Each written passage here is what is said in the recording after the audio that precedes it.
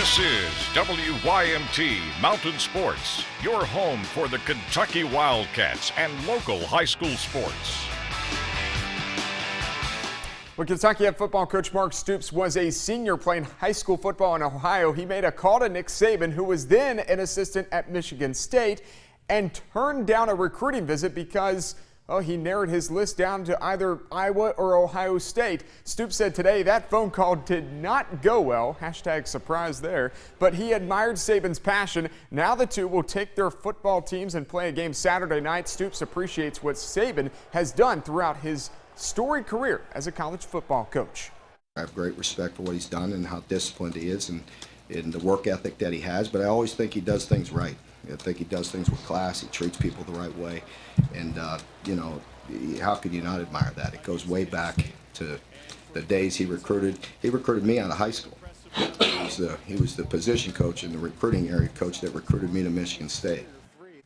All right, Kentucky and Bama Saturday night, 7 o'clock kick time on ESPN. The Cats open as a 31-point underdog. Kentucky's most recent win in the series is in 1997 with a 40-34 overtime victory in Commonwealth Stadium. The Cats have never beat the Tide in Tuscaloosa, 0-9 all-time there. Episode 5 of Chalk Talk. Tonight, Freddie and Carly discuss Stephen Johnson's performance against South Carolina and look ahead to the game this weekend versus number 1 Alabama. Welcome to episode 5 of Chalk Talk. I'm here with Freddie again. Another positive week this week. What did you see from Stephen Johnson specifically this week? I saw a sense of calmness in the face of pressure with Stephen Johnson. I think the term game manager is incorrectly used at times as a negative thing. I think it's a positive. Stephen Johnson managed the game in the run-pass option, run game. He pulled it when he had to, made some key runs.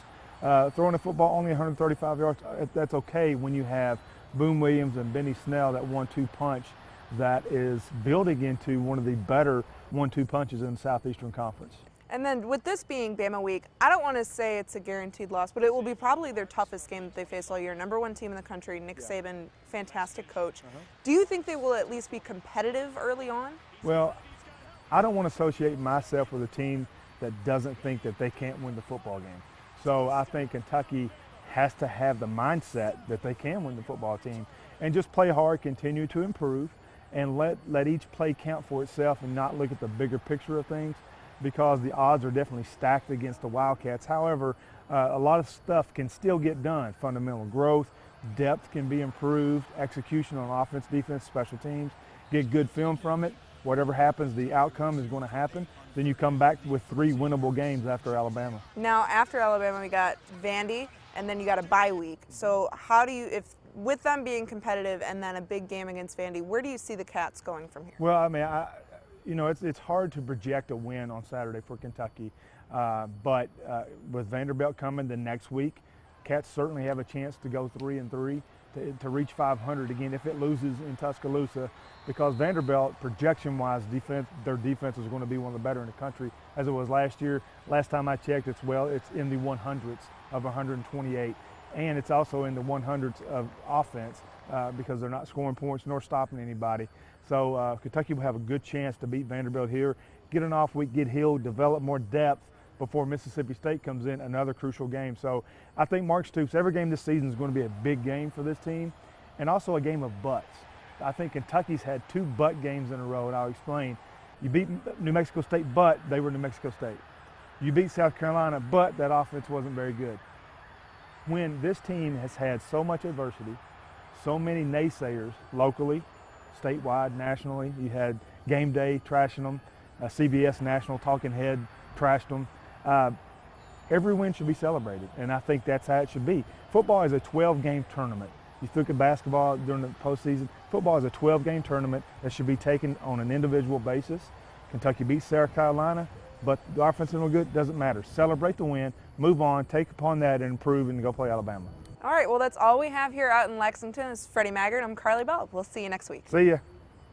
All right, thanks, guys. Nice specs, by the way, Freddie. Paintsville native Scott Stricklin will get introduced as the Florida Athletic Director tomorrow. USA Today first reported the story. Stricklin has been the Mississippi State Athletic Director since 2010, and before that, of course, he served as the Associate AD for Media Relations at the University of Kentucky. Now, the WYMT Appalachian Wireless Game of the Week features a Class 5A District 8 game this week. Friday night, Harlan County travels to Whitesburg to take on the Letcher Central Cougars. You can watch this game, as always, on this TV and WYMT.com. 7:30 kickoff. Letcher is on a 3-game winning streak. Harlan County is on a 4-game losing streak. The Cougars are 2-6 all time versus the Black Bears. Finally tonight, the new Alice Lloyd College Mountain Top 10. Belfry is no longer the unanimous #1 team in the mountains, and the Allen Central Rebels have cracked the poll for the first time this season. Take a look. The Pirates still #1.